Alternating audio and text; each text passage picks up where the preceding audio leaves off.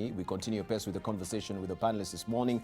And the topic at hand right now is division of revenue breaking the Gordian knot. Should we wait until the 9th, I should say, when actually Parliament will come from recess for us to find the way forward as far as the division of revenue is concerned? Already, the Attorney General has given his advisory opinion, and he says, of course, this action can only be sanctioned by the National Assembly. So, which way forward? And before we took a short break, we were actually hearing from Okongo Mogeni. Let's just hear also and pick the brains of Isaac Mwaura. I think, Jabal, this is a circus.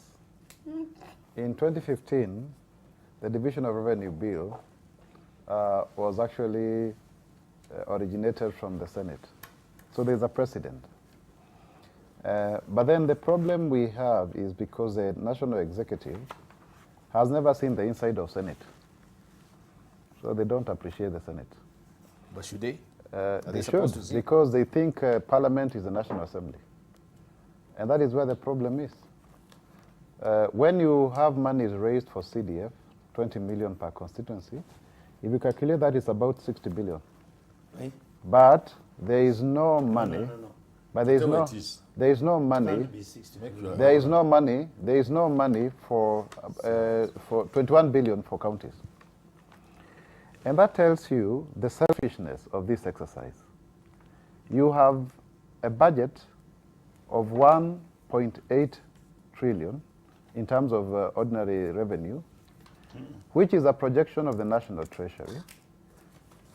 If you are to share this money, you find the national government is receiving 196 billion. You cannot get 21 billion to counties. And what I don't like is the patronizing language of the executive. There is no donation happening here. This is preemptive sharing. It is not money that is being given to local authorities or local government, as it were. So you have a thinking that is stuck to the past and a misinterpretation of the Constitution purely on the provisions of Article 94 and 95. But you must read, even when it is very clear about the division of revenue and county allocation of revenue, you have to read the Constitution by applying also Article 110 and curiously also Article 114. Because even when you define what is a money bill, you still cannot say that you're excluding the manner in which Senate is supposed to appropriate, as part of Parliament, resources to counties. Now, division of revenue is really very critical because it is sharing of resources between two levels of government. And let's do a quick calculation at the above. If you have a budget of 2.7 trillion and you're only getting about 335 billion to counties, what formula are you using to say that you are giving 316?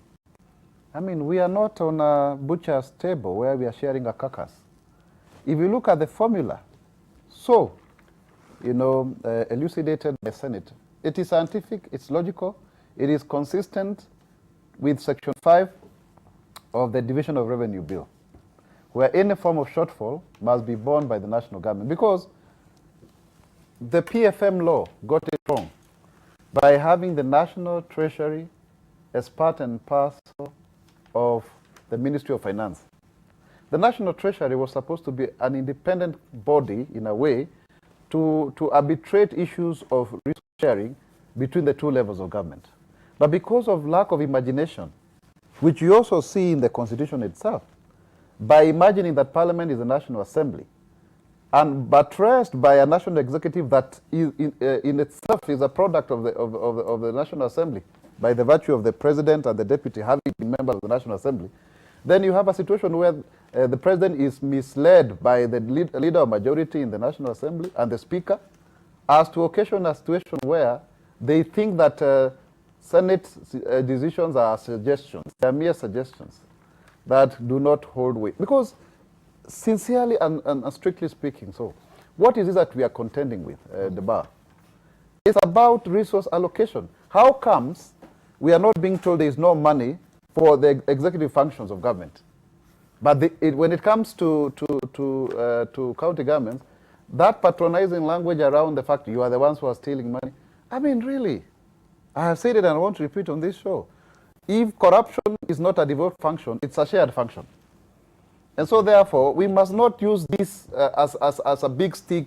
The national executive has not demonstrated probity in its use of, of taxes as to occasion its big brother syndrome around county governments. Yes, indeed, we can argue that the oversight capacities of county government agencies and bodies is still wanting, because you can't have a situation where, let me just finish this moment. You can't have a situation where border riders and so-called people, who people really elect to be MCAs, oversighting a governor with billions. It's not practicable.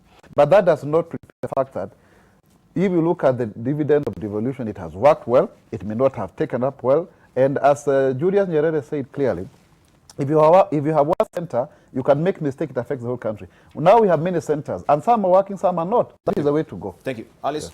Yeah. I think this question has already been answered. Just before we closed Parliament, the Speaker, we closed National Assembly, went to recess. The Speaker made a very detailed ruling. And I believe that is why he's saying we are on recess. And by the time we reached where he had to make that ruling, I think it is looking at the manner in which the people who are supposed to be actually making this exercise, end quickly, are not really keen on that. They are keen on litigation.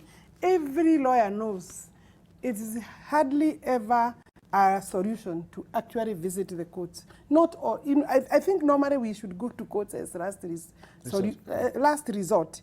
And therefore, I agree that maybe mediation should have helped. But you see, even listening to Mwaura, you can see where the problem is.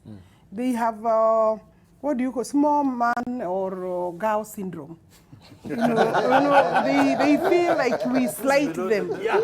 I don't know where this thing came. And, they have a Peter Pan. It's a Peter Pan syndrome. And this is historical. If you look at the beginning of this Senate, the last Parliament, when it started, the Senate started lauding and saying how they are the upper house and all those kind of connotations and statements on the floor of the House.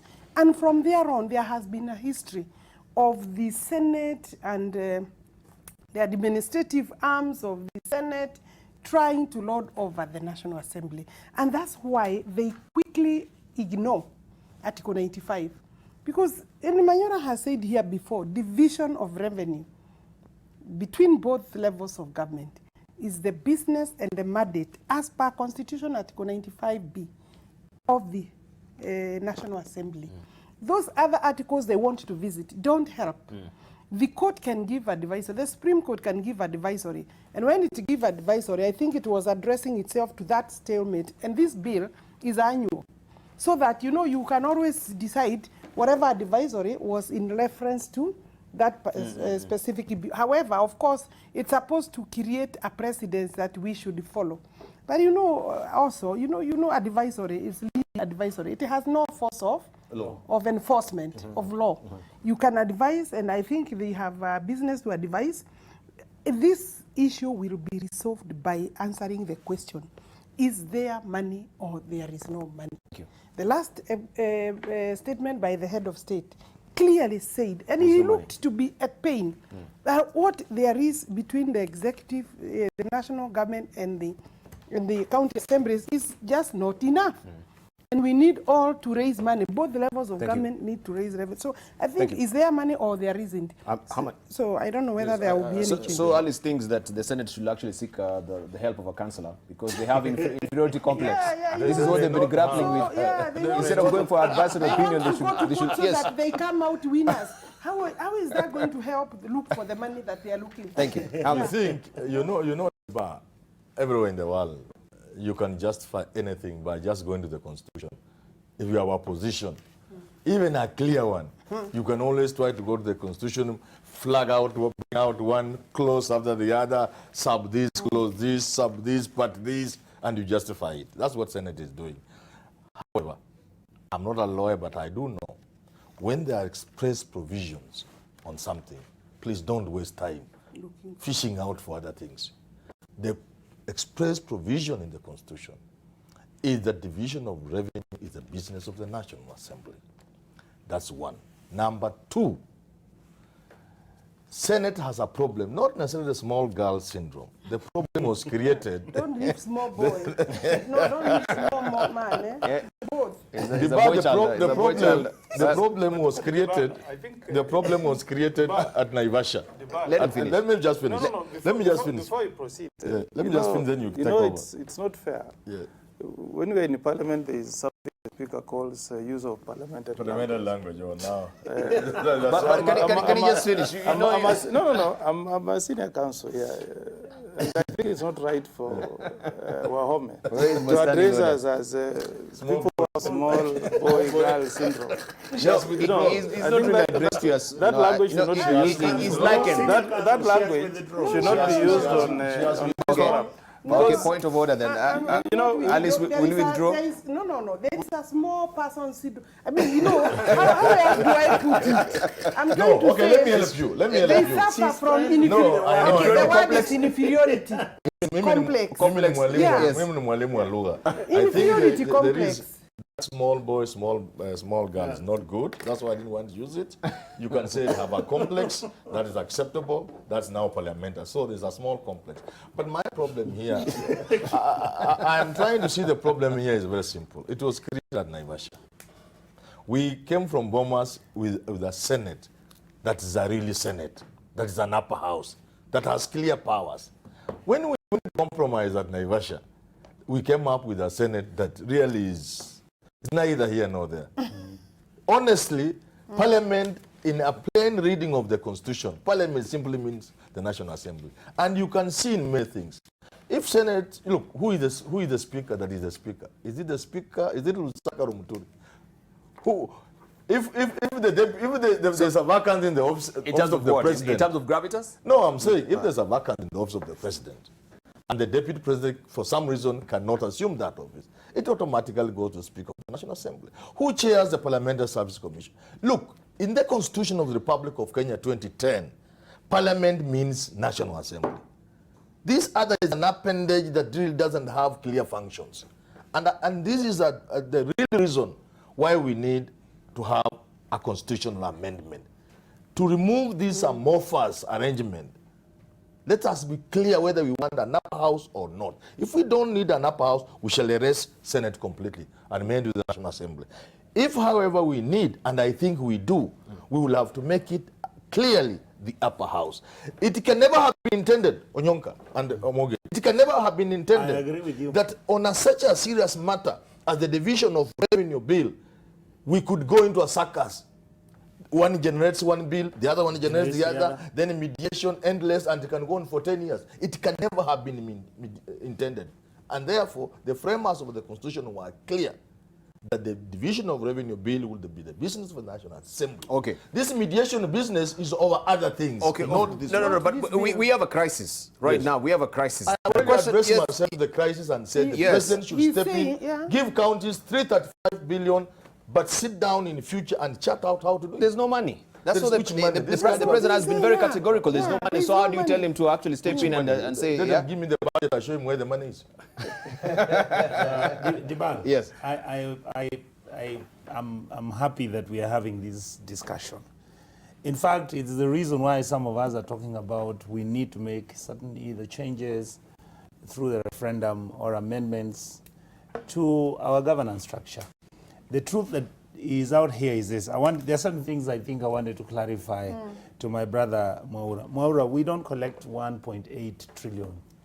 That is a budget which has got estimates, and the revenue collection as we speak is that we're at 1.2 trillion shillings. Is that justification why county government should not receive money? No. Should something have been done so that we don't find ourselves in this scenario over and over? In fact, senior counsel, if you go to our constitution and you look at 113. There you go again. Yeah, and you are talking about what do you do with money bills? This bill in the constitution, which we enacted, actually takes Kenya to a cul-de-sac in law.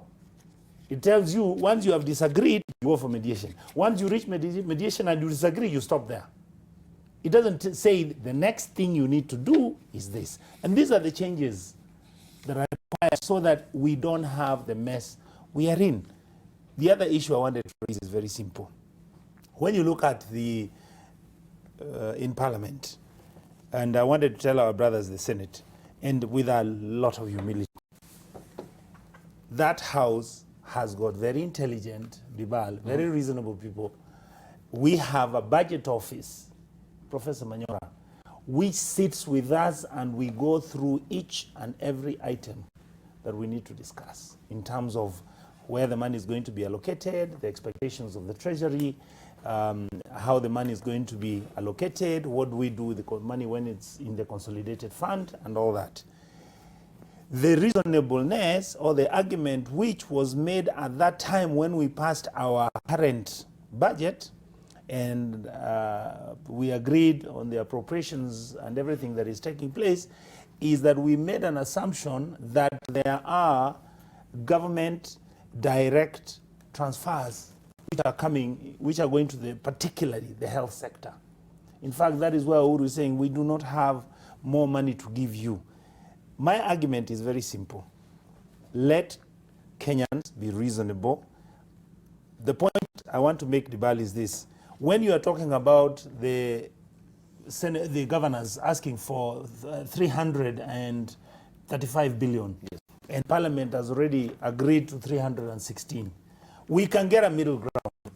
We can actually agree. But somebody's going to cut. And my point is, whoever that is going to cut, let's be reasonable about it. Finally, the point I want to also to finally make is this. Governors need to understand that we have a problem in terms of how they are spending this money.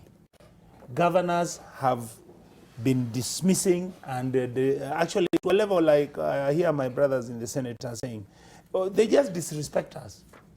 They have no time to engage members of Parliament. In fact, they say we have small minds. Many of us want their jobs, so they are very upset with it. And Dibal, what I would wish for is that we find a way on how we can sit, discuss this matter, like Professor Mwaura has said, agree amicably, then let us go back and agree. All right, thank you. Yes. Okay, so I need to know then, because we have this advisory team, not really advisory, but the mediation team, what is the way forward? Because I know we understand since 2013 you've been seeking an advisory opinion. We have it expressly from the Constitution, or also the AG has directed you back to the Constitution. But I think. But the question is, I wanted to just know, because I don't want us to be stuck up into the upper house, lower house debates. I want us to just find an amicable solution, because how much money are we losing in the counties right now because there is paralysis? Well, I think it's always good to be fair to debate, as you always are. And, you know, when I attended the funeral of the mother of Peter Kenneth, I was very impressed to hear that she had ambitions to become a member for Kandara, because Gatanga used to be part of Kandara. And I was very happy, even if her son became MP for Gatanga. But I was very happy because I saw Alice Wahome having fulfilled that dream of becoming the MP. But I'm also very surprised to hear that she can compare small syndrome to a girl. You know, as a gender activist, I think I'm very surprised, because does it mean that in the taxonomy of issues, then women rank lower because of small? Anyway, but let me come to the issue. The issue about he has selectively left. The fact that I said small boy, but no, you started with small girl. Small boy and small girl. Let me proceed. So I mean both. Let me proceed. You can suffer even whether you are big. Let me proceed, because I even saw her in a commotion in Nyeri. But let me say this. What commotion again? I think now he's being personal. Yeah, he's being personal. Guys, you're going really we'll come to it. Mwaura is being personal, and I really want to challenge him. Let him answer me like that after he has been elected member of Parliament. Actually, I will be elected, and I'm also very I'm very happy to be nominated to represent the people I represent, and I have no apologies as per Article 90. You're out of order, please. No. And Alice, please, let's just go to the debate. No. You have to Division accept. of revenue. You have to accept to be criticized. I'm the old man. Anyway, let me proceed. Give him time to continue. Yes. But also, let him not don't be chokora personal. Alice also. Let him not be personal. But also, be calm, I calm don't down, take calm you down, away. calm down, Alice. Ali. Calm Let him down. have his Now, finish. the revenue collection. Please, yes. The revenue collection deficit. Let me prosecute my point.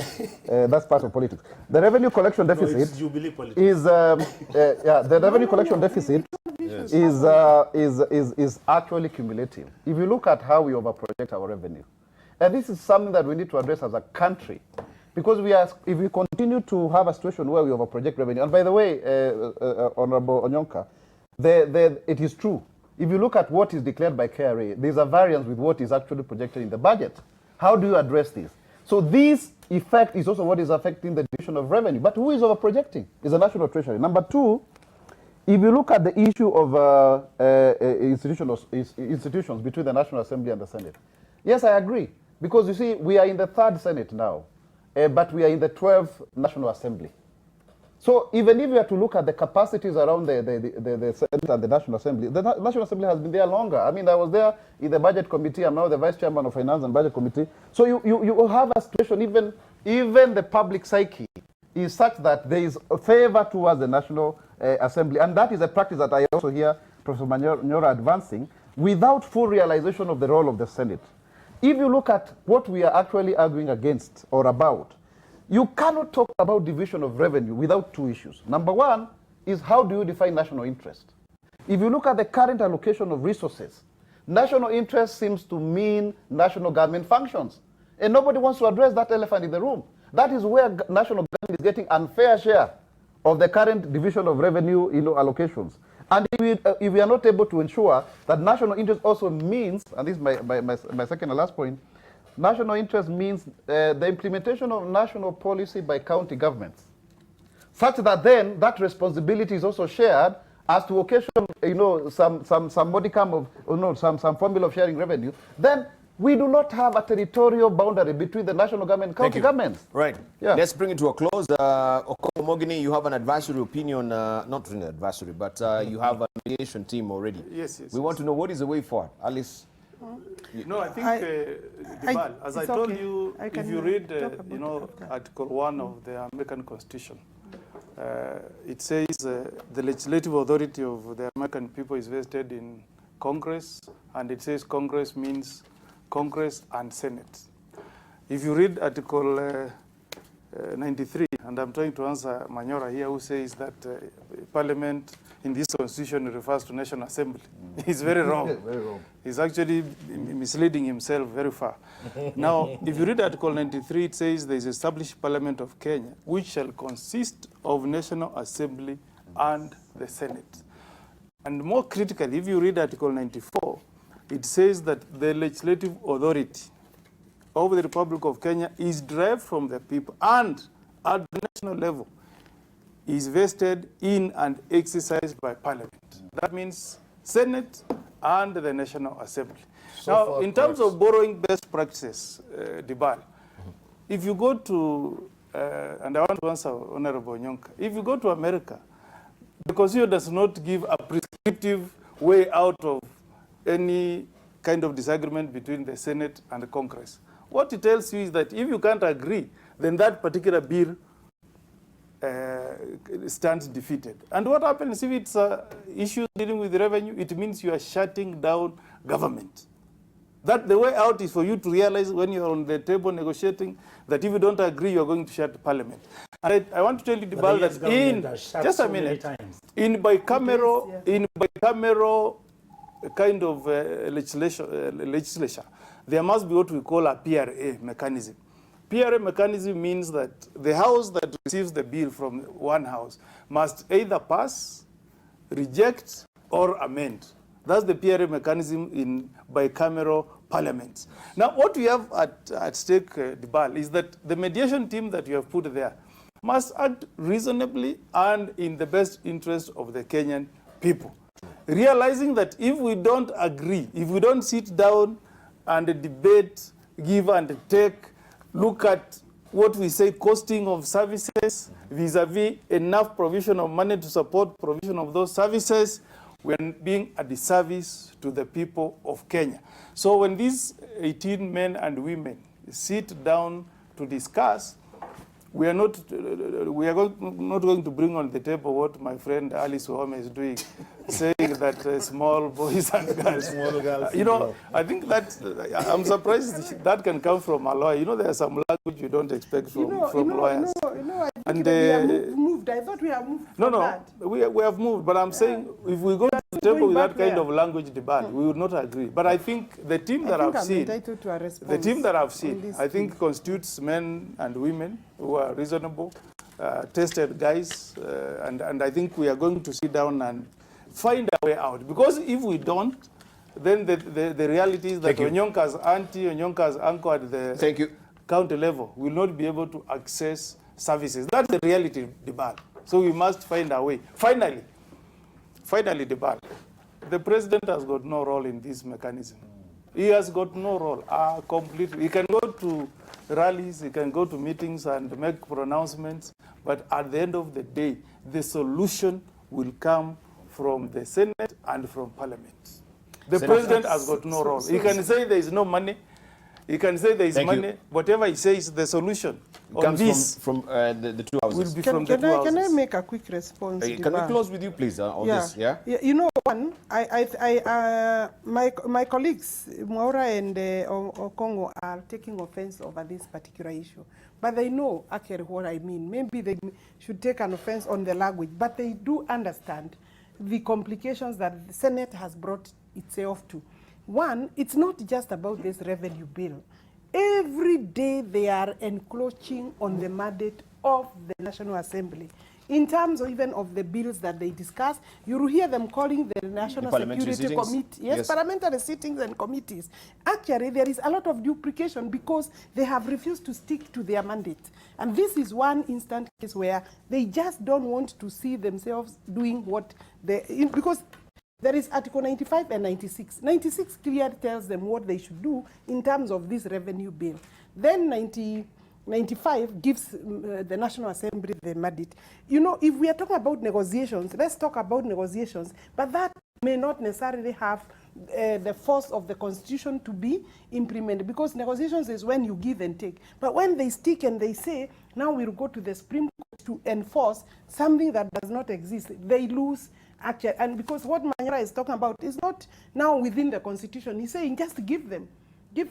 You know, so it means then the executive would have to be considered. Let me finish, because he talked quite at length. Has to be considered in terms of variations, in terms of changing. Then Parliament, of course, the National Assembly would have to look and see, because there is the Committee of the Budget.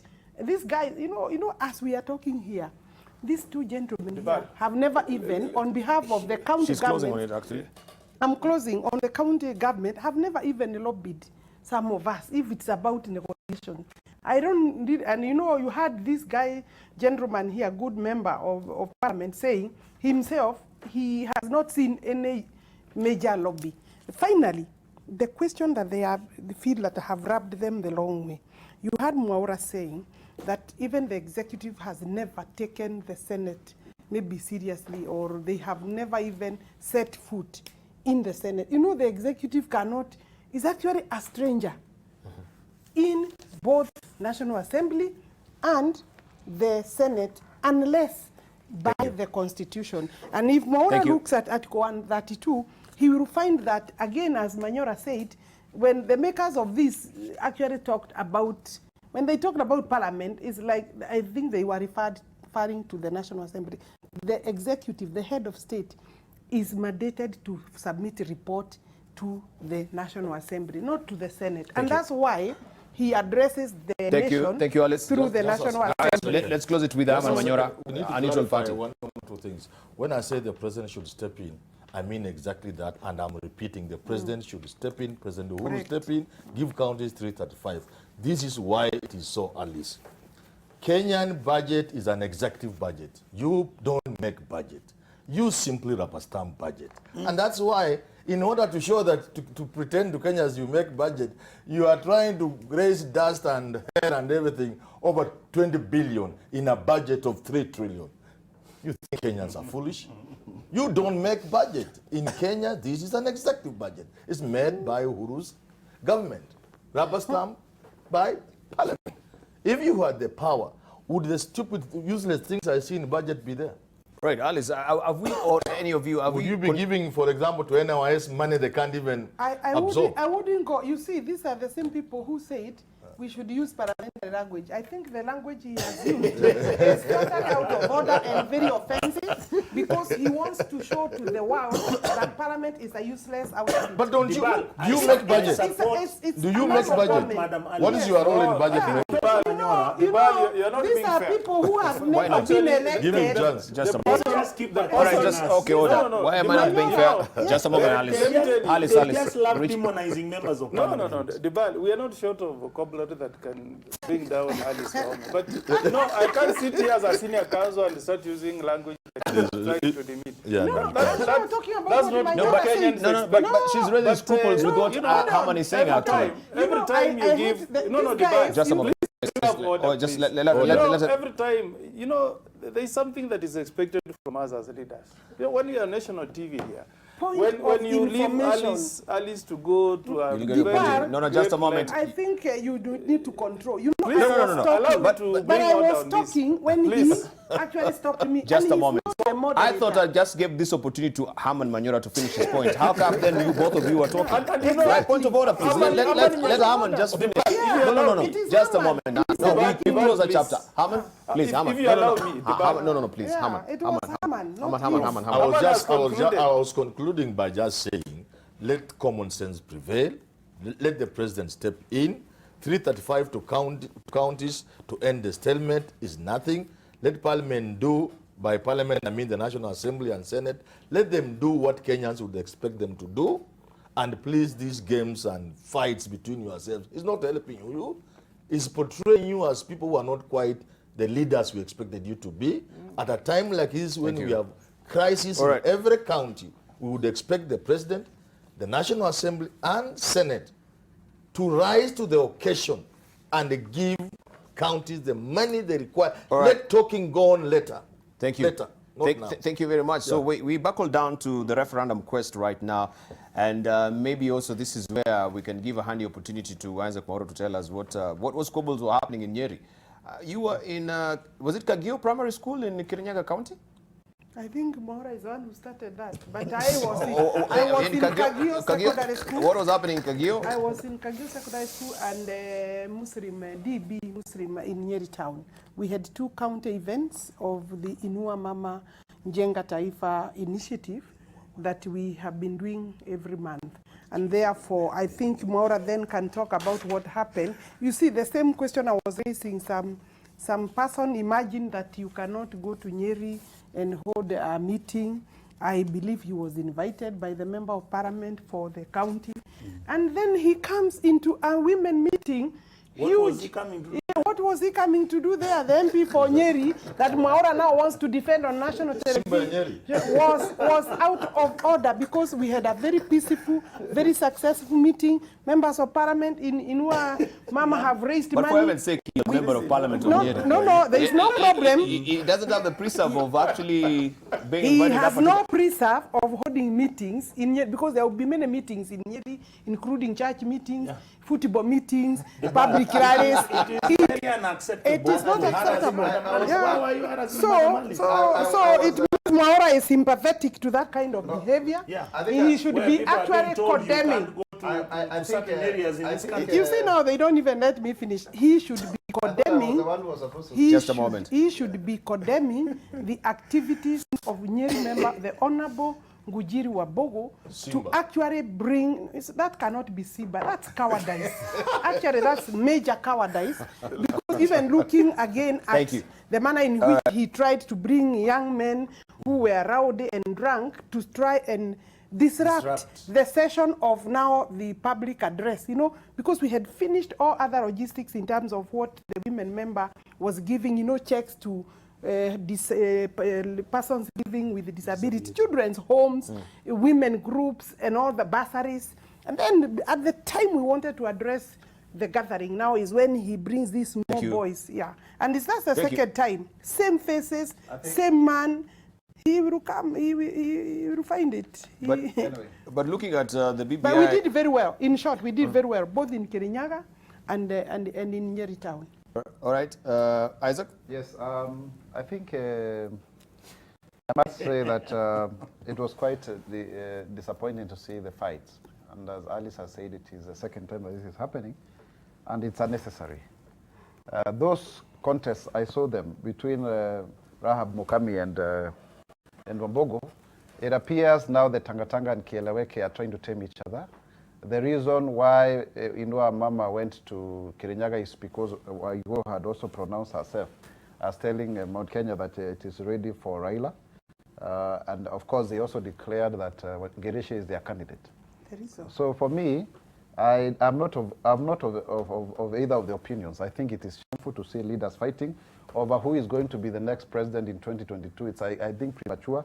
And you know, people are now taking up the pecking order. Now, coming to the issue of referendum, that's why for me, you don't see me in those things, by the way. Coming to the issue of referendum, it's quite interesting to see that now Punguza Mzigo is being supported by Tangatanga. It is public. And the BBI is, of course, under embrace and handshake. So already people have taken sides on which referendum to support, which is quite curious because these two referenda are independent of each other. But in them, there is an inherent question that becomes the definitive, aspect, what we call critical juncture. Under the BBI, even before the question has been put, in fact, for me, I'm saying put the question because we don't know what is the question, is the issue of expanding the executive to de-risk our politics. That's the elephant in the room. Because this is seen as a means of stopping Ruto, because then whoever were to occupy the 5 positions are already the household names around Raila, Uhuru, Musalia, Kalonzo, Wetangula, that group. That is where the issue is. Tribal kingpins of the 5 antagonistic ethnic, ethno-political formations, that is Gema, Luya, Kalenjin, Luo, and Kamba. Number 2, is the hugely popular Punguza Mzigo, but which also is inherently flawed by suggesting that every county should have 2 MPs. So that then in Kiambu County with almost 1.2 million voters, you have 2 MPs like Isiolo, so it's a case of Nairobi of 2.5 million voters. But ideally what is happening here is succession politics. Okay. Because then what let me just finish this answer. People are seeing a referendum as a mobilizing factor that will define the contest in 2022. And in these 2 formations, the real people is Raila and Ruto. Right. So what do we make of this comment, if my director Diana may just pick up from Mutai Ngunyi, that also on Uhuru and Raila's BBI, he says that Uhuru and Raila's BBI is dead on arrival. Most Kenyans are in the dark on their plans, and that is how it will boomerang on them.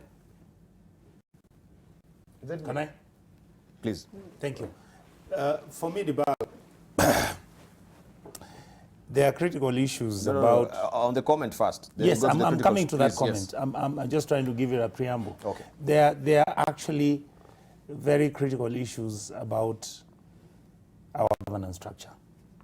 The truth be said, for example, if you take our country today the way it is, and say we are going for the next elections without anything substantial being done either to IEBC, organizing it, because there's some things I've seen which under the BBI are really interesting, like devolving IEBC and taking to every county, making sure that all that is done, making sure that we have a believable, acceptable election and all that. Mutai Ngunyi, for me, is in that category of Kenyans who are actually right now confused between those who are saying it's going to be Punguza Mzigo and those who are talking about the BBI. BBI, you get tidbits of what they are suggesting is supposed to be discussed and what are the critical issues. Then you have now the 2 groups. You have the Kieleweke and Tangatanga. Kieleweke is saying, we are going to be supporting BBI because we are the president, and that is the position. You have the Tangatanga guys who are saying, no, our candidate is William Samoei Ruto. You guys are coming up with a scheme to stop him, and it doesn't matter what you do. I believe very, very honestly and sincerely, I believe that both sides can actually sit and agree to certain changes to our constitution which are necessary, without necessarily both of them being antagonistic. But whatever that takes place out of these two formations, that is what is going to determine on what the succession policy is going to be and who the next president of Kenya is going to be. Just the way it was during the 202.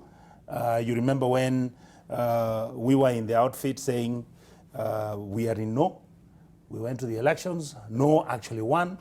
You remember President Kibaki went out and dissolved his cabinet, brought in new formations. We went to the elections, and you know the history of those elections.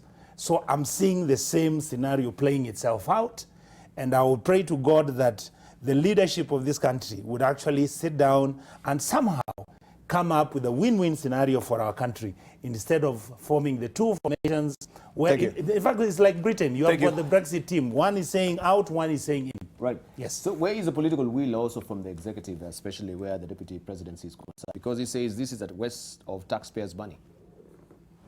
I mean, it's common knowledge, Debal. I mean, you're asking the obvious.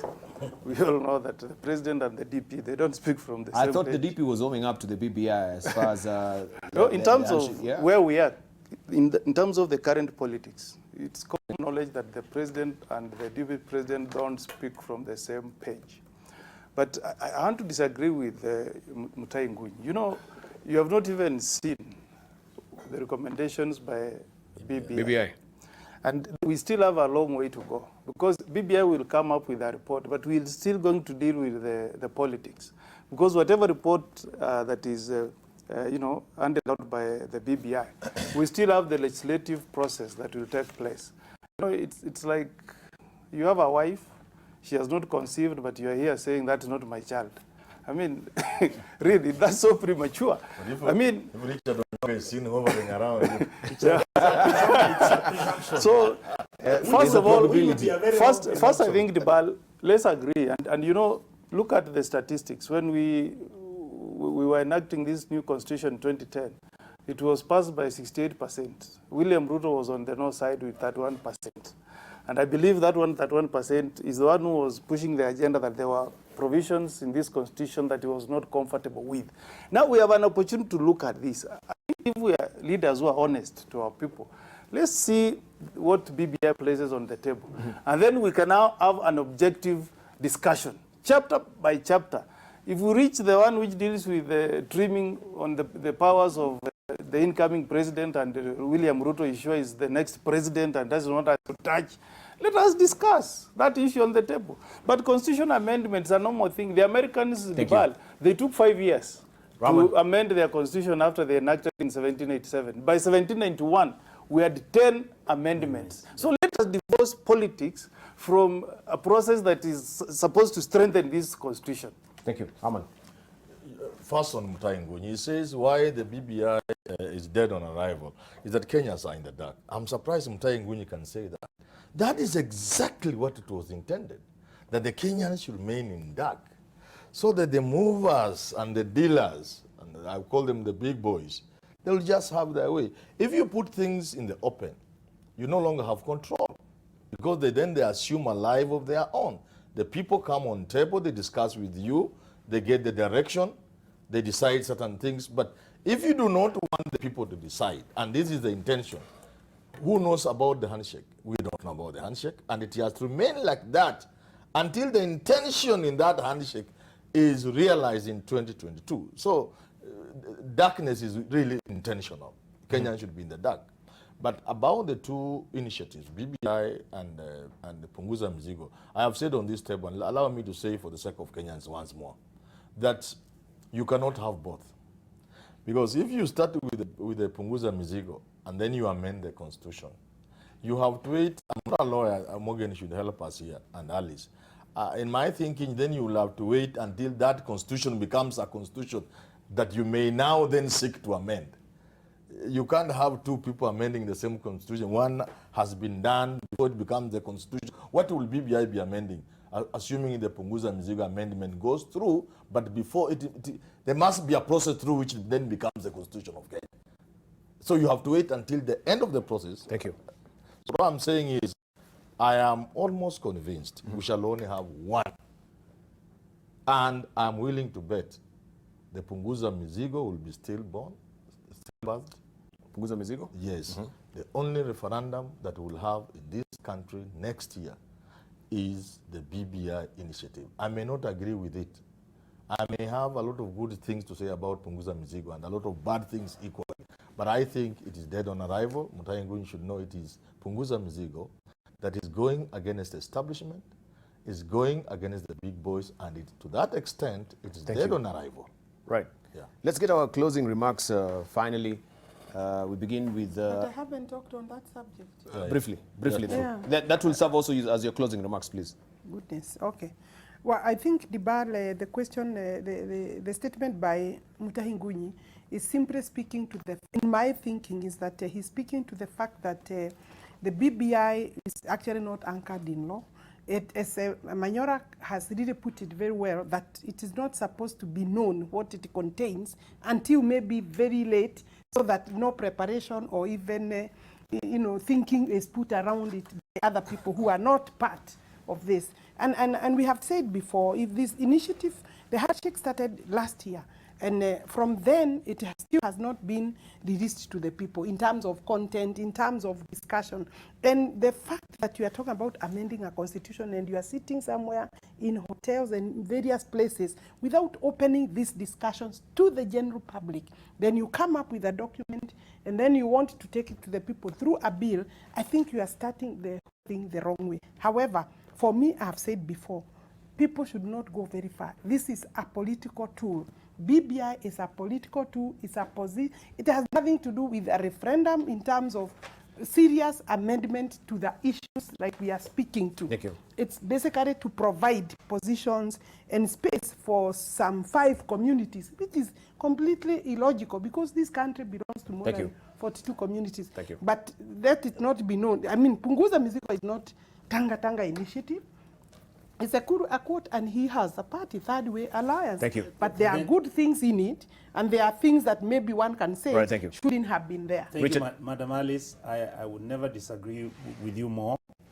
I believe in the BBI for the simple reason that some of us, as a political leader who represents people, I was actually extremely excited when I saw some members of parliament from Rift Valley screaming and saying, you see, Raila is taking all the projects to Nyanza. I said, that is how you feel when you are marginalized. That is how you feel when you win elections and they are stolen. That is how you feel when you are in a country where you feel you're a second-class citizen. So we must solve that problem. Otherwise, you have no country. Right, thank you. Okongo Mogini? No, the bottom line is to appeal to the 18 men and women who have been picked to be in the mediation team to act in the best interest of Kenyans and find a quick solution on this impasse on the division of revenue. Thank you. Yeah. Isaac, finally? Yeah, I think is to give my apologies to the people of the Githurai market whose thoughts have been burnt this morning. Really, we stand with you. The number 2 also is the issue of census. If you see the way I'm wearing this is a scarf. Intersex people are going to be counted for the first time. Very important. They should come out in large numbers. Persons with albinism also. In fact, I was in SADC, helping them to come up with a resolution. Congratulations, Magufuli. And then finally, the issue of youth. The youth. Can you advertise for 500 jobs? There were 75,000 applicants. We need to find a solution for the youth of this country. Right. So you still seem rolling that particular intersex bill? Yes, yes. Right. Finally, Hamad? My closing remark would have been to ask the president to facilitate and make sure the counties get money to end the kind of crisis, to get the 335. However, let my closing remarks be about suffering Kenyans. Suffering Kenyans. I've been trying to help a childhood friend secure his pension. Briefly. Yeah, very briefly, yes. To secure his pension. I've been going to that place from January up to now. I have then met many Kenyans there, including those who have suffered for many years. I'm asking the government and the pension people, I thought we made some law or something that when somebody retires, please give them their dues in 30 days. How do you send somebody home before you have processed? These are some of the things that give us the third world tag. 6 months to somebody's retirement.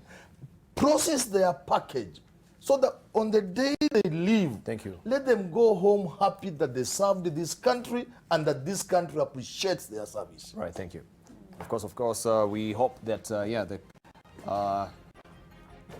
the particular organization or maybe that institution will take cognizance of that, of what Hamid is saying this morning. I want to thank your panelists as well for this wonderful treatment we've had this morning, and we look forward to see what will be happening at this juncture as far as the stalemate is concerned.